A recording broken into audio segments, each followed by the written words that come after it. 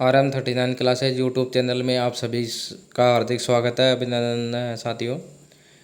इस वीडियो में हम बात करेंगे सूचना सहायक सीधी भर्ती परीक्षा 2023 से संबंधित जो विज्ञप्ति राजस्थान कर्मचारी बोर्ड की तरफ से जारी की गई है।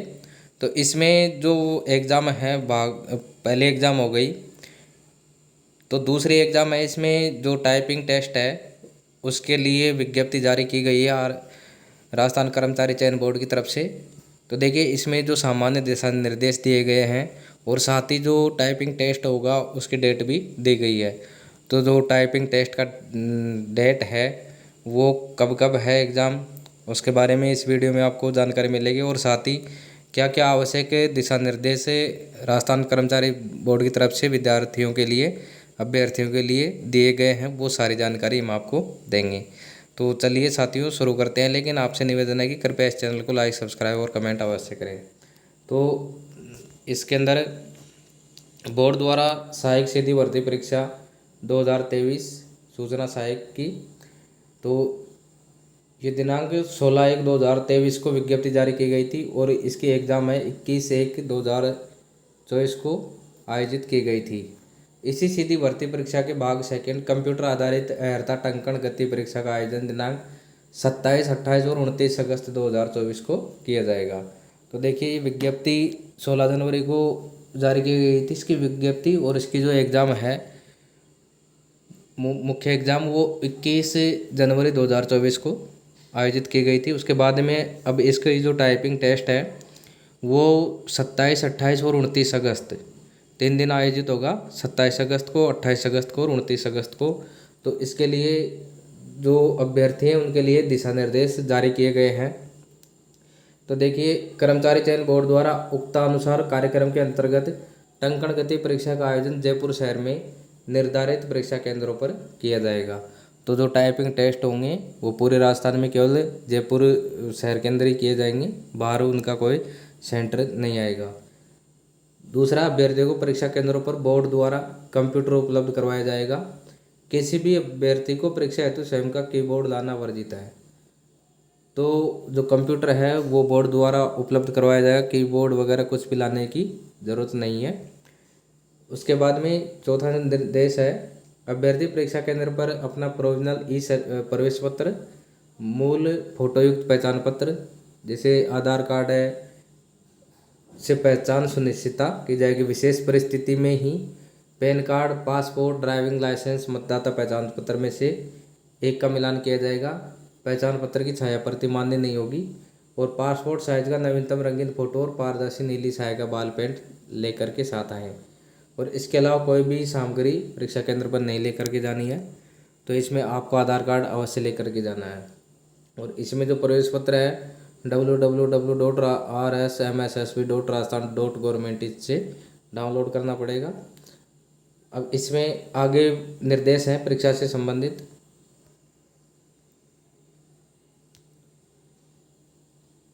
वो हम देख लेते हैं। परीक्षा से संबंधित जो निर्देश है, देखिए अभ्यर्थी परीक्षा शुरू होने के समय से 1 घंटे 30 मिनट पूर्व परीक्षा केंद्र पर उपस्थित होंगे, यानी 1.5 घंटे पहले परीक्षा केंद्र पर उपस्थित होना है।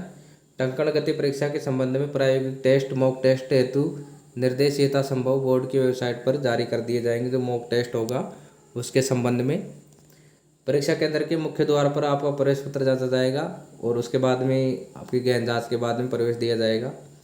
प्रवेश पत्र जांच के पश्चात आपको परीक्षा हॉल में भेजा जाएगा। परीक्षा हॉल में आपकी बायोमेट्रिक तस्वीर कैप्चर होगी। उसके बाद बायोमेट्रिक एवं तस्वीर कैप्चर होने के बाद किसी भी कारणवश किसी भी अभ्यर्थी को परीक्षा हॉल से बाहर जाने की अनुमति नहीं दी जाएगी। परीक्षा हॉल में परीक्षक आपकी उपस्थिति आपके हस्ताक्षर करा के अंकित करेंगी। फिर अगला पॉइंट है, अभ्यर्थी परीक्षा हॉल में अपनी जगह बैठने परीक्षा प्रारंभ होने से पहले सुनिश्चित कर लें कि आपका कंप्यूटर सही ढंग से कार्य कर रहा है या नहीं कर रहा है। कीबोर्ड और माउस पूर्ण रूप से सही कार्य कर रहे हैं। परीक्षा शुरू होने के पूर्व उपरोक्त के बारे में अभिभावक को सूचित नहीं करने की दशा में संपूर्ण जिम्मेदारी स्वयं अभ्यर्थी की होगी। कि जो परीक्षक है उसको आप इसके बारे में सूचित कर दें कि आपका जो कंप्यूटर है वो सही चल रहा है या नहीं चल रहा है, आपका कीबोर्ड, माउस वगैरह सारे ठीक ठाक कार्य कर रहे हों। तो इसकी सूचना यदि कुछ उसमें गड़बड़ है तो आप उसकी सूचना तुरंत जो परीक्षक है वहाँ उनको दे सकते हैं। स्क्रीन पर दिए गए पेरिफेरल चेक बटन पर क्लिक करके अभ्यर्थी अपना कीबोर्ड और माउस चेक कर सकते हैं। वहाँ पेरिफेरल चेक एक बटन है, उसको क्लिक करके माउस और कीबोर्ड आप चेक कर सकते हैं। परीक्षा शुरू होने से पहले अभ्यर्थी स्क्रीन पर दिए गए निर्देशों का ध्यानपूर्वक अध्ययन करें और अपनी आवश्यक सूचनाओं की प्रविष्टि कंप्यूटर पर ध्यानपूर्वक करें। तो जो कंप्यूटर की स्क्रीन है उस पर जो निर्देश है उनको पढ़े और पढ़ करके उनमें जो आवश्यक सूचनाएं मांगी गई है उनको आप भरें। टंकण गति परीक्षा हेतु विशेष रूप से बनाए गए सॉफ्टवेयर का उपयोग किया जाएगा। यदि किसी कारण से सॉफ्टवेयर में समस्या आ रही है तो अभिजागर को तुरंत सूचित करें। कंप्यूटर पर टंकण गति परीक्षा से पूर्व अथवा परीक्षा समय में परीक्षा सॉफ्टवेयर के अतिरिक्त किसी अन्य सॉफ्टवेयर को नहीं खोलें, अन्यथा इससे होने वाली समस्या के लिए आप स्वयं जिम्मेदार होंगे। यानी आपको उसके अंदर कुछ नहीं करना है कि और कुछ खोल के देख रहे हैं, आपका जो सॉफ्टवेयर खुला हुआ है केवल उसी के अंदर आपको कार्य करना है। अब जो परीक्षा होगी, टाइपिंग टेस्ट होगा, उसका जो विवरण है इस प्रकार से है। सूचना सहायक टंकण गति परीक्षा के अंतर्गत 2 भाग होंगे जिनका निम्नानुसार वर्गीकरण है कि पहला तो होगा हिंदी गति परीक्षण। तो इसका समय है 15 मिनट और 20 सही शब्द प्रति मिनट इसके अंदर आपको टाइप करने हैं। 15 मिनट का समय रहेगा आपके पास में हिंदी गति परीक्षण का, हिंदी की जो टाइपिंग टेस्ट है उसके लिए। और इसमें 1 मिनट में आपको 20 शब्द लिखने हैं, वो भी बिल्कुल सही, उसमें त्रुटि नहीं होनी चाहिए। दूसरा है अंग्रेजी गति परीक्षण। तो इसमें भी 15 मिनट का समय है और इसमें भी 20 सही शब्द आपको प्रति मिनट लिखने हैं। यानी आपको 1 मिनट में 20 शब्दों की टाइपिंग करनी है, वो बिल्कुल शुद्ध होनी चाहिए। अर्हता हेतु दोनों भाषाओं में अलग अलग निर्धारित न्यूनतम टंकण गति को प्राप्त करना अनिवार्य होगा। टंकण गति परीक्षण 2 भागों में ली जाएगी, प्रत्येक भाग हेतु 15-15 मिनट का समय दिया जाएगा। प्रथम भाग में हिंदी भाषा की टंकण गति और द्वितीय भाग में अंग्रेजी भाषा की टंकण परीक्षा ली जाएगी टाइपिंग, और दोनों में 5 मिनट का अंतराल रहेगा। ये हिंदी का कीबोर्ड है, तो आप इसमें जो कीबोर्ड है इस प्रकार से रहेगा। और दूसरा इसमें दे रखा है कि टंकण गति परीक्षा है तो कंप्यूटर स्क्रीन के ऊपर वाले हिस्से में पैराग्राफ दिखाई देगा, जिसे आप नीचे वाले हिस्से में कीबोर्ड की सहायता से टंकित करना है।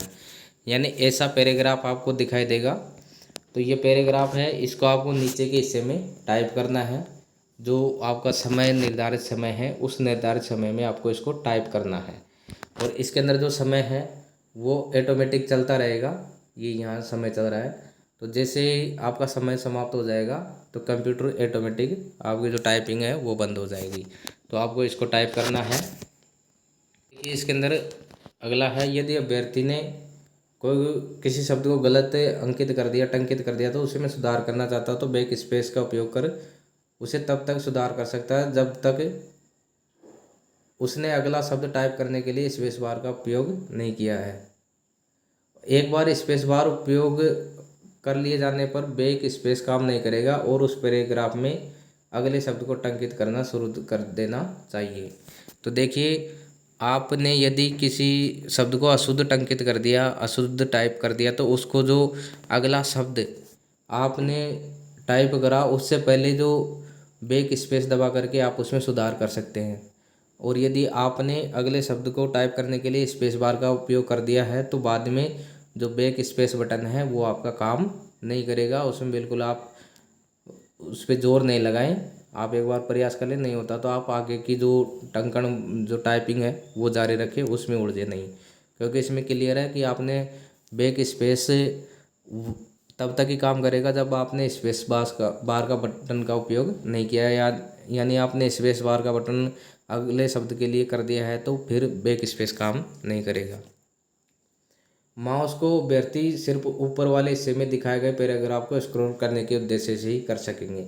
जो माउस है केवल जो ऊपर का पैराग्राफ है उसको स्क्रॉल करने के लिए, ऊपर नीचे करने के लिए कर सकेंगे।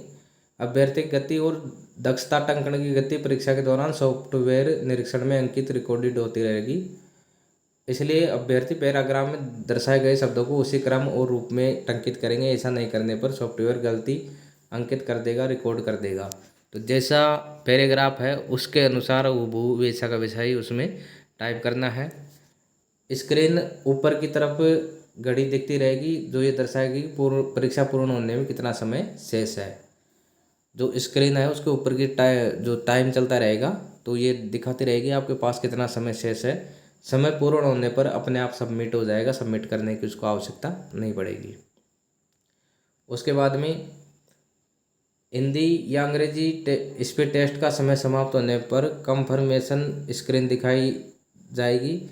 कंफर्मेशन स्क्रीन सिर्फ पुष्टिकरण हेतु है। कंफर्मेशन स्क्रीन में अभ्यर्थी द्वारा टंकित किए गए पैराग्राफ को दिखाया जाएगा जिसमें अभ्यर्थी किसी प्रकार की सुधार नहीं कर सकते।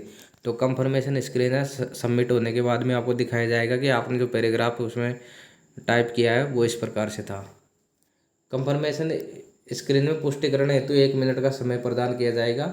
कंफर्मेशन स्क्रीन में दिए गए पैराग्राफ की पुष्टि करने के लिए कंफर्मेशन बटन को क्लिक करके अभ्यर्थी को अपना पासवर्ड डालना होगा। कंफर्मेशन स्क्रीन आएगी, आपको उसमें कंफर्मेशन बटन को क्लिक करके और पासवर्ड जो अपना पासवर्ड है वो डालना होगा। कंफर्मेशन स्क्रीन में दिए गए पैराग्राफ में कुछ समस्या तो आप अपने अभिभावक को तुरंत सूचित करें। अभ्यर्थी द्वारा टाइपिंग टेस्ट परीक्षा अवधि पूर्ण कर लेने पर एग्ज़ाम कंप्लीट लिखा दिखाई देगा। सारा कंप्लीट का कार्य होने के बाद एग्ज़ाम कंप्लीट। अभ्यर्थी हिंदी टंकण परीक्षा पूर्ण करने पर 5 मिनट का अंतराल दिया जाएगा। इस अवधि में स्क्रीन पर घड़ी घटता हुआ समय दिखाएगी। उसके बाद में अंग्रेजी टंकण परीक्षा प्रारंभ होगी, यानी 5 मिनट का गैप रहेगा तो घड़ी चलती रहेगी और जैसे ही 5 मिनट का समय समाप्त होगा आपको अंग्रेजी जो टाइपिंग टेस्ट है वो उस पर खुल जाएगा। देखिए मूल्यांकन हेतु दिशा निर्देश, इसमें जो मूल्यांकन है वो दिशा इस प्रकार से है कि अभ्यर्थी द्वारा टंकित किए गए शब्द गति सॉफ्टवेयर द्वारा जांची जाएगी। जो सॉफ्टवेयर है वही शब्द और गति जांचेगा। अभ्यर्थी को दर्शाए गए अनुसार ही यथाक्रम में कंप्यूटर स्क्रीन के नीचे वाले हिस्से में टंकित करना है, टाइप करना है। यदि कोई शब्द शुद्ध अशुद्ध रूप में 2 बार या 2 से अधिक बार टंकित कर दिया गया है तो वो त्रुटि मानी जाएगी। अतः आप शब्द को देखकर ही उसे टंकित करें। शब्द यथाक्रम अनुसार टंकित न करने पर आप द्वारा टंकित शुद्ध शब्द भी त्रुटि में माना जाएगा। यानी क्रम से जैसा वो आपको करना है उसमें किसी प्रकार का फेरबदल होता है कहने का मतलब, तो वो गलत माना जाएगा। टाइपिंग मॉड्यूल में दर्शाए गए शब्दों में परिवर्तन अथवा स्थान परिवर्तन गलती मानी जाएगी। अभ्यर्थी को शब्द को ध्यानपूर्वक देखकर समान शब्द टंकित करना है। यदि अभ्यर्थी उसी रूप में टंकित नहीं करता है तो उसे सॉफ्टवेयर गलती मानेगा। टंकन गति परीक्षा में मूल्यांकन में कोई अंक नहीं दिए जाएंगे, केवल सही शब्दों की गणना की जाएगी। सही शब्दों की गणना कर न्यूनतम अर्हता हेतु निर्धारित औसत टंकन गति के अनुसार अभ्यर्थी को उत्तीर्ण या अनुत्तीर्ण घोषित किया जाएगा। तो देखिए टंकन गति की जो परीक्षा है उसमें मूल्यांकन के अंक नहीं दिए जाएंगे, उसमें केवल सही शब्दों की गणना की जाएगी और सही शब्दों की गणना कर न्यूनतम अर्हता हेतु निर्धारित औसत टंकन गति कि आपने कितने शब्द लिखे हैं और कितने समय में लिखे हैं, गति और सही शब्दों की गणना के हिसाब से आपका रिजल्ट घोषित किया जाएगा। सही शब्द का अभिप्राय ऐसे शब्द से है जो शब्द दिए गए शब्द के अनुरूप टंकित किया गया है, मूल्यांकन हेतु दिए गए मानकों के अनुरूप है। अगला है हिंदी टंकण परीक्षा के दौरान मात्राओं के एक से अधिक बार दबने से शब्द त्रुटिपूर्ण माना जाएगा। यदि मात्राओं के एक से अधिक बार दबने से शब्द सही रूप दिखाई दे सकता है किंतु टंकण में मूल्यांकन हेतु शब्द को त्रुटिपूर्ण माना जाएगा। यदि मात्रा 2 बार दब गई तो उसको त्रुटिपूर्ण माना जाएगा। हिंदी वर्णमाला के निम्न अक्षरों को छोड़कर अन्य सप्त अक्षर यदि आधा अक्षर एवं खड़ी पाई जैसे ये दिखाई दे के संयोजन से टंकित किए जाते तो ऐसे शब्दों को त्रुटिपूर्ण माना जाएगा। इसमें देखिए सॉफ्टवेयर में लॉगिन करने हेतु यूज़र आईडी व पासवर्ड का उपयोग आपको करना है। तो यूज़र आईडी व पासवर्ड आपको परीक्षा हॉल में अभिजागर द्वारा दिया जाएगा, यानी परीक्षक आपको पासवर्ड और आईडी दोनों उपलब्ध करवाएंगे। यूज़र आईडी और पासवर्ड डालने के बाद लॉगिन दबाने पर आपको प्रैक्टिस टेस्ट दिया जाएगा, आप उसमें प्रैक्टिस टेस्ट देंगे। पहले टंकण गति सॉफ्टवेयर स्वतः ही टंकित किए गए शब्दों को सेव करता है, सेव करने की उसमें आवश्यकता नहीं है। अंग्रेजी टाइपिंग के लिए कुरियर न्यूट फॉन्ट का प्रयोग किया जाएगा और हिंदी टंकण के लिए रेमिटिंग कीबोर्ड और डेव LYS 10 का फॉन्ट का प्रयोग किया जाएगा। टंकण गति परीक्षा में अभ्यर्थी को दोनों भाषाओं में प्रश्न पत्र में टंकण हेतु पैराग्राफ स्क्रीन पर दिखाए जाएंगे। टंकण गति परीक्षण शुरू होने के बाद निर्धारित समय पूर्ण होने पर सॉफ्टवेयर स्वतः रुक जाएगा। जैसे ही समय समाप्त होगा सॉफ्टवेयर अपने आप कार्य करना बंद कर देगा। साथियों, ये थी जानकारी सूचना सहायक सीधी भर्ती परीक्षा 2023 में जो टाइपिंग टेस्ट है उससे संबंधित जो दिशा निर्देश अभ्यर्थियों के लिए दिए गए थे, किस प्रकार से जो टाइपिंग टेस्ट है उसका आयोजन किया जाएगा। तो ये महत्वपूर्ण जानकारी आपने देखी, इसके लिए बहुत बहुत धन्यवाद। अगले वीडियो में नई जानकारी के साथ फिर मिलते हैं। नमस्ते।